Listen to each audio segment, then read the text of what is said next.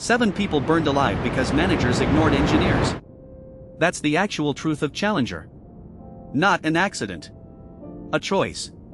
January 28, 1986. 11:38 a.m. Space Shuttle Challenger explodes 73 seconds after liftoff.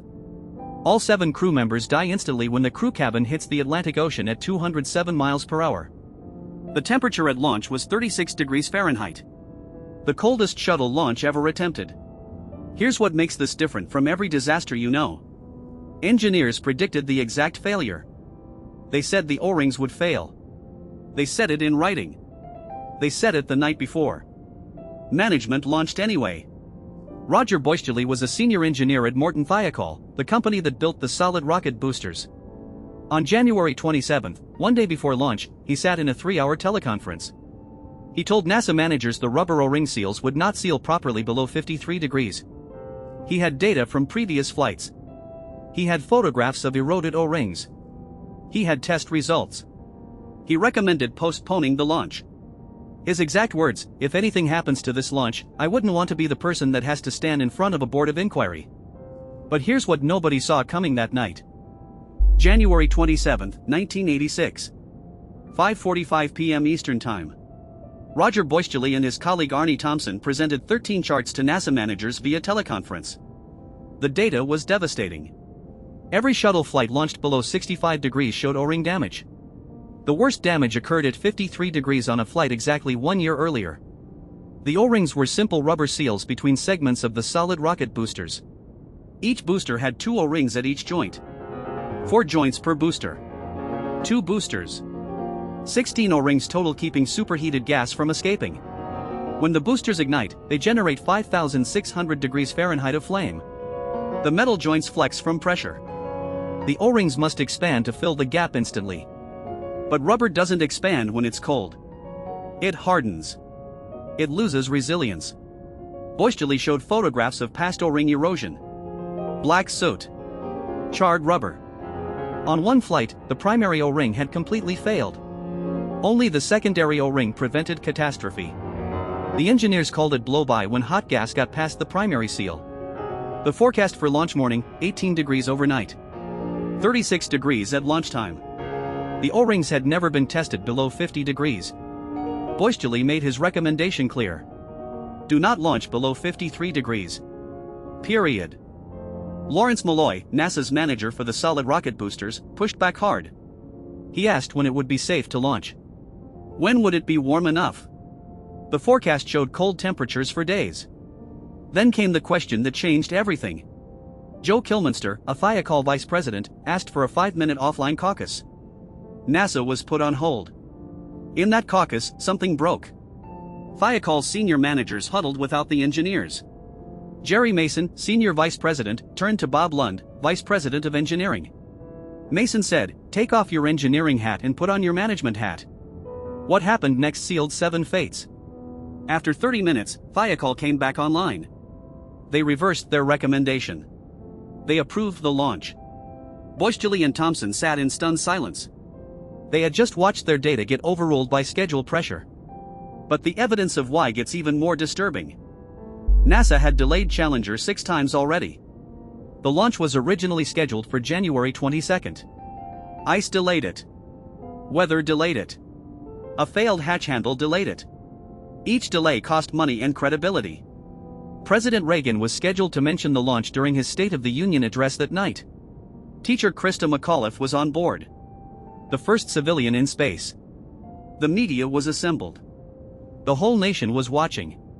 But here's the part that makes your blood run cold. This wasn't even NASA's first O-ring warning. Not by a long shot. In July 1985, 6 months before Challenger, engineer Richard Cook wrote an internal NASA memo. The subject line, "Problem with SRB seals." He stated that flight safety was being compromised. He said if the seals failed, the result would be catastrophic loss of life. NASA knew. They had known for months. They had classified the O-rings as Criticality 1 components. That designation meant failure would result in loss of vehicle and crew. No backup system. No way to survive. Yet they kept flying. Why? Because the O-rings had always held before. They had gotten lucky 16 times on previous shuttle missions. The secondary O-ring had always saved them when the primary failed. It's called normalization of deviance. You see damage after a flight. You analyze it. You decide it's acceptable. You fly again. You see more damage. You adjust your definition of acceptable. You fly again. Bob Ebeling, another THIOKOL engineer, told his wife the night before launch, "It's going to blow up." She asked how he knew. He said, "The O-rings are not designed to fly at this temperature and everybody knows it." On the morning of January 28, ice covered the launch pad.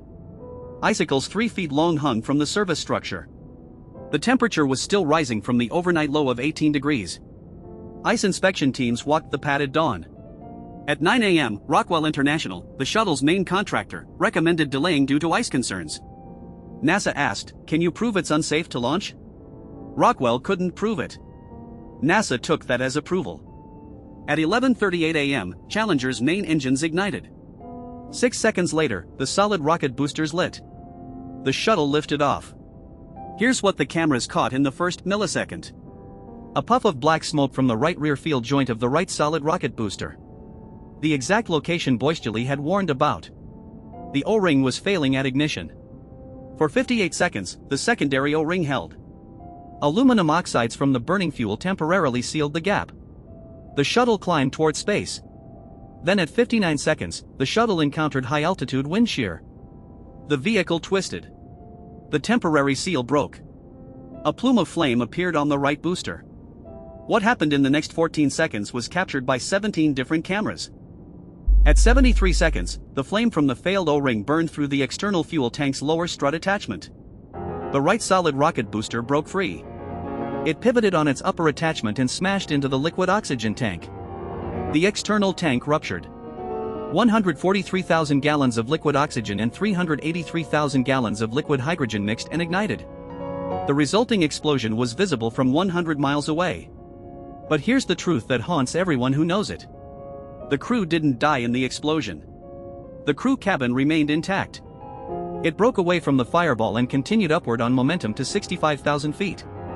Then it fell. The cabin fell for 2 minutes and 45 seconds. The impact with the ocean was 207 miles per hour. That's what killed them. Evidence recovered from the cabin showed that at least 3 of the 4 personal egress air packs had been activated. Someone had conscious thought after the breakup.